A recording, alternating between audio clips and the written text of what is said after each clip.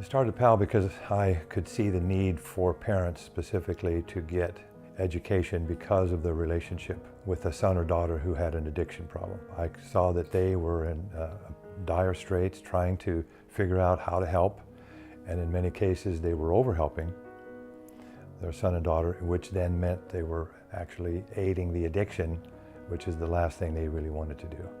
Our mission is to help the addict, but we have to refer the family to get some help and support for themselves. And in that space, PAL is just a wonderful resource to point them to. When I first went to PAL, I was devastated. I couldn't even talk. I sat in the meeting in complete disbelief, and I think it was 6 weeks before I ever even said anything. I was in a dark place. I was in despair and feeling lost. I remember being very tearful and just feeling finally that I had found the support that I needed. PAL is incredibly important as a resource because as a parent, again, you feel so cut off, so isolated. You doubt yourself, you really question whether you're doing the right thing. If the parent is in recovery and the parent is doing the right things, which again are counterintuitive to parenting, it gives the loved one who's addicted the best opportunity to step forward and to do life and to figure it out. This support group is totally different than anything I've ever seen before, especially with this educational component to it. I said, I can learn from this.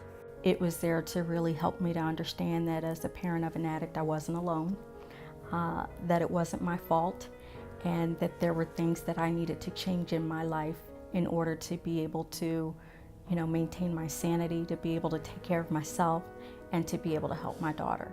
It was good for our son to struggle and to be in pain, because pain helped him get on the right track.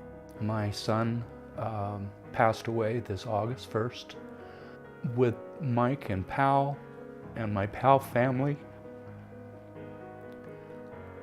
it's helped me make it through. PAL's helped our loved one because she's now making adult choices. She's decided on her own to get help. What's made the biggest difference is I'm not afraid to talk about it. I'm not afraid to share, and I'm not afraid to help other people by telling them my story.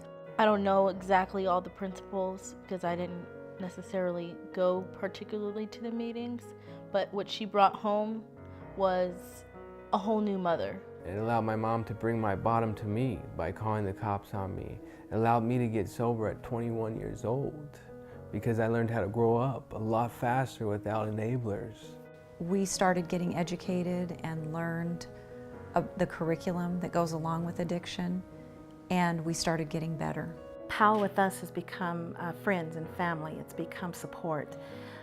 It's become a vehicle that we can offer others, and that's awesome.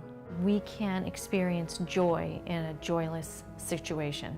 Don't waste any time. This group, these ideas, this education is a lifesaver. My prayer for PAL is that it continues to expand because I see the need continuing to expand. Children are starting to use drugs and alcohol, experiment with it younger and younger. Parents are the key relationship. What they did was loving. In the end, at the time, it might not seem like it.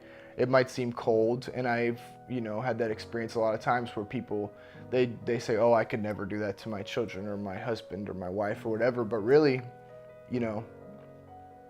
what are you willing to do, if it's gonna save somebody's life, I guess is what it comes down to.